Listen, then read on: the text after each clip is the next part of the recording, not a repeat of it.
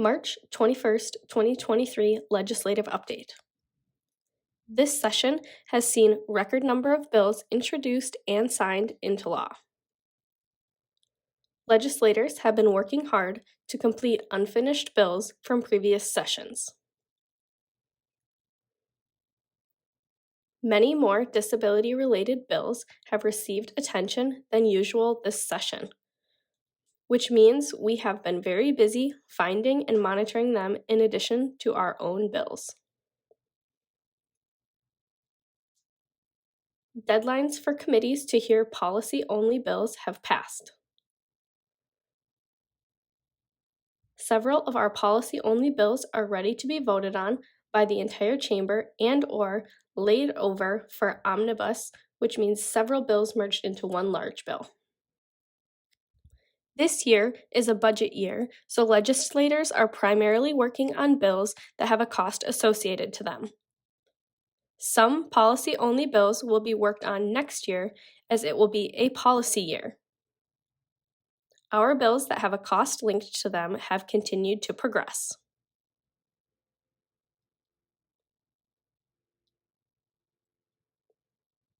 CDI in classrooms, HF 170 and SF 295. This bill modifies language in educational interpreter law. Currently, the language requires that an educational interpreter complete an interpreter training program, ITP.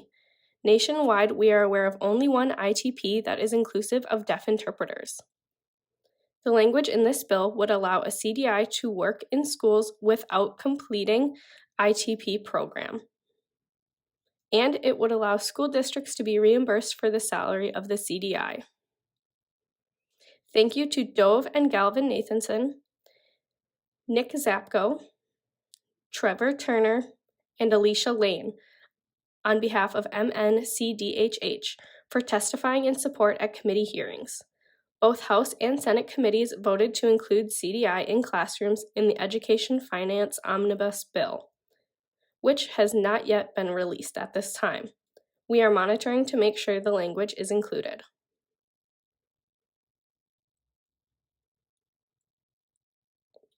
Deaf Education Master's Degree Tax Credit, HF 2340 and SF 2583.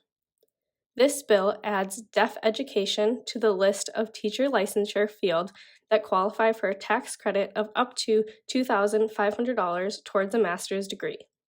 Thanks to Audrey Kluntke, Stevie Middlebrook, and Metro Deaf School for sending letters of support. The Commission has also sent a letter of support. The House Taxes Committee voted to consider it for their omnibus bill, and we are monitoring for a Senate hearing.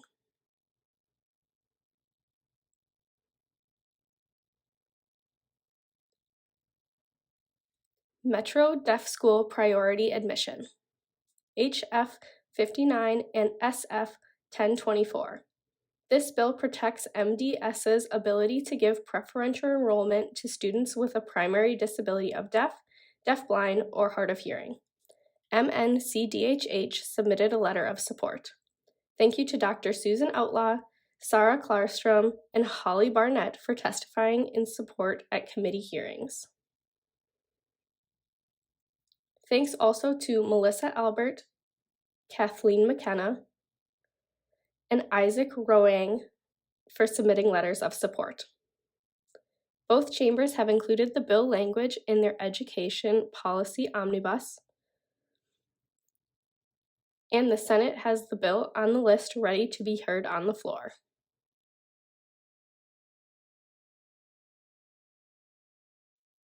The Minnesota State Academies have several funding requests as part of the governor's proposed budget. Here they are. HF 669 and SF 676 for dorm renovations and asset preservation. HF 2497 and SF 2684 for the MSA operating budget for a new audiology booth and equipment. HF 2497 and SF 2684 for rental income. HF 669 is ready to be voted on by the House floor. while we are monitoring HF 2497 and SF 2684 for inclusion in the Education Finance Omnibus.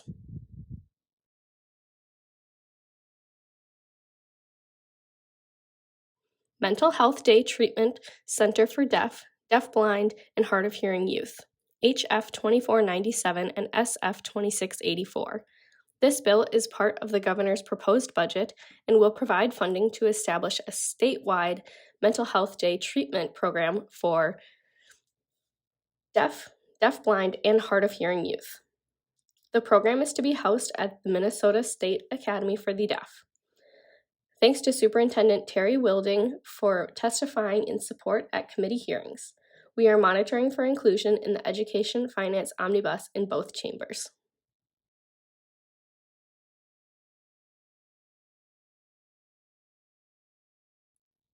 Closed captioning in public places, HF 909 and SF 2044. This bill updates Minnesota's human rights statutes to clarify that not having captions displayed on TVs in public spaces is considered discrimination. Thanks to Keenan Gao, Sunny Wolosowski, and Alicia Lane for testifying in support at hearings. We also thank Laura Hagman and Barbara Schneider for sending letters of support. The House Committee unanimously supported this bill, and we are monitoring the House Judiciary and Civil Law Omnibus to make sure the bill language is included. On the Senate side, it has been referred to another committee.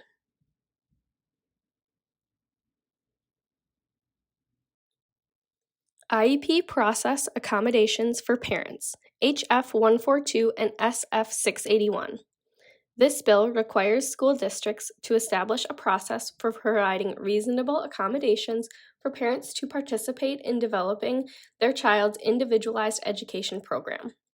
This bill has not yet received a hearing, so it is unlikely that it will move forward this year.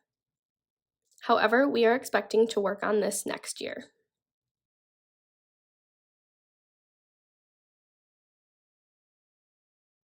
Hearing aid coverage specified, HF 1480 and SF 2105. This bill removes the current age limit of 18 for mandated hearing aid coverage to include all ages. These updates will allow Minnesota statutes to conform with federal prohibitions against age discrimination. Thanks to Ann Sittner Anderson and Alicia Lane for testifying in support of the bill in Senate hearings. Thanks to the Minnesota Academy of Audiology and Peggy Nelson, an audiologist professor at the University of Minnesota, for writing letters of support. This bill has received unanimous committee support on the Senate side and is laid over for inclusion in the Senate Health Omnibus. On the House side, there are some procedural questions we expect will be discussed when both chambers meet to discuss the omnibus.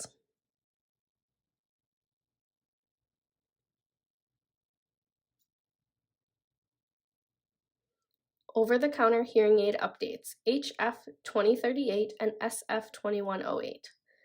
This bill updates state law to comply with federal requirements for over-the-counter hearing aids. The Commission is monitoring this bill. An initial bill draft contained hearing impairment in the language, but that has since been amended.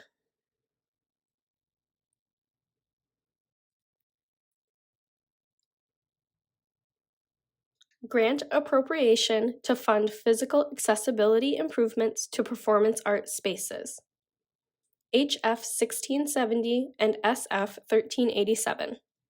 This bill provides grants for performing art spaces to install more accessible improvements, such as installing hearing loop systems to feed clearer audio to hearing aids.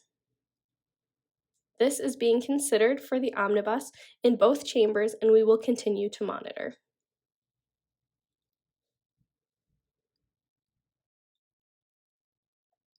Communication access during emergencies, Next Generation NG 911 upgrade.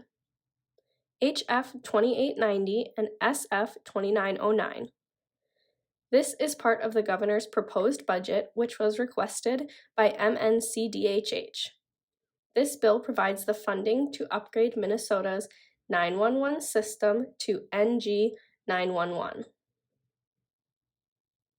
The upgrades will improve accessibility of communications during emergencies. The Commission wrote letters of support, and we are monitoring for inclusion in the omnibus.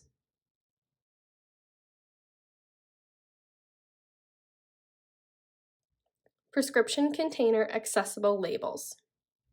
HF 2430 and SF 2266. This bill ensures that consumers can receive label information in Braille, large print, or audible format for their prescriptions. This is viewed as a policy-only bill, so committee chairs have decided to wait until next year. However, the Governor's budget proposal includes increased funding for the State Services for the Blind, SSB, which potentially could support pharmacies in providing accessible prescription labels. We plan to continue discussions with SSB.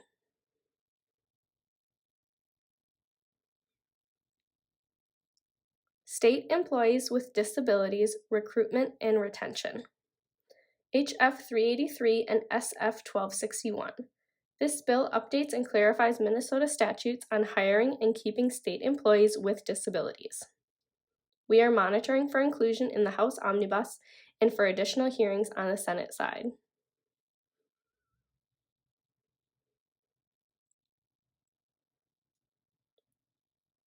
Parental Fee Elimination for Tax Equity and Fiscal Responsibility Act, TEFRA. HF 1434 and SF 1201. This bill eliminates the often high fee that parents must pay for their child with disabilities to receive medical assistance from the state. Medical assistance covers services that typically insurance providers do not. Minnesota is one of only 5 states that require this fee. Thanks to Amy Admison for submitting a letter in support. Committees in both chambers are considering it for inclusion in the Human Services Finance Omnibus.